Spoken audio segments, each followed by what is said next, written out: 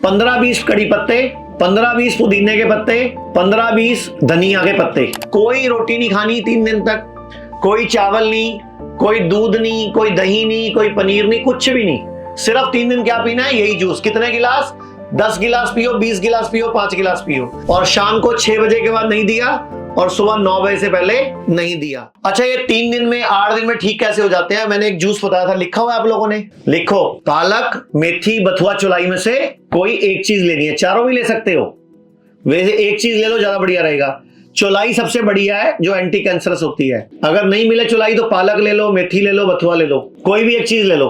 वैसे चारों भी थोड़ा थोड़ा डाल सकते हो, 50 से 70 ग्राम, कितना? ठीक है, अब होगी एक चीज। दूसरा लिखो, 15-20 कड़ी पत्ते, 15-20 पुदीने के पत्ते, 15-20 धनिया के पत्ते। इसके अलावा एक बड़ा टुकड़ा हल्दी, छोटा टुकड़ा अदरक, उसके अलावा 2 पत्ते अमरूद, 2 पत्ते बरगद, 2 पत्ते पीपल और 4-5 पत्ते पान के, एक आंवला और एक चुकंदर। स्वाद के लिए इसमें एक संतरा, किन्नू या मौसमी डाल सकते हो। तो पहले 3 दिन मैंने इस पेशेंट को और उस पेशेंट को, दोनों को सिर्फ इस पे रखा।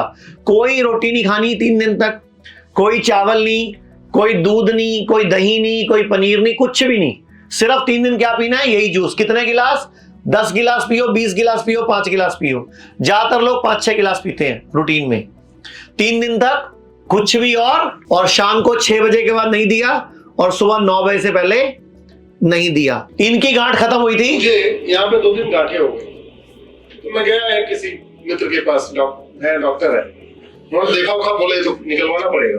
हमने कहा निकलवाना? अरे उन्होंने कहा तो 2-3 हो रखी है। उन्हें हाँ निकलवाना पड़ेगा।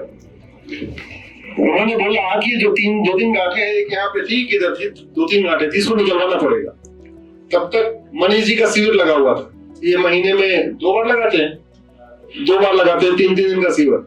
मुझे थोड़ा टाइम मिल गया, हमने कहा चलो इनके यहाँ चलते हैं। 3 दिन जाके वहां पे केवल मालिश मसाज हुआ, कोई दवाई नहीं खाई। जहां ऑपरेशन से 3 गांठ निकाली जा रही थी, मनीष जी के हिम्स में जाके केवल हमने वहां पे अपना 3 दिन मसाज हुई, थोड़ा वो स्टीम दिया, योग प्राणायाम किया, आहार किया। चौथे दिन गांठ तीन की तीनों गायब हो गई। और उन तीनों गांठों के लिए ऑपरेशन कर रहे थे। ये मेरा सबसे पहला पेशेंट है जिसपे मैंने ये एक्सपेरिमेंट किया था 3 दिन के लिए। जब ये पेशेंट ठीक हुआ तो ये वीडियो वायरल हुई, तब लोगों के फोन आए, तो फिर मैंने ये वीडियो बनाई जो आपको बताया है।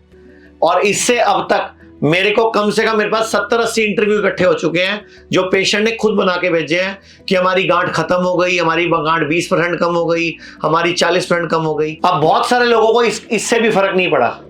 जैसे अभी ये लेडी है, मान लो ये जो लेडी अभी यहाँ खड़ी थी, जो आई थी ना, जिसकी ब्रेस्ट में अभी गांठें थी, अब इस लेडी को इस जूस से फर्क नहीं पड़ेगा। क्यों?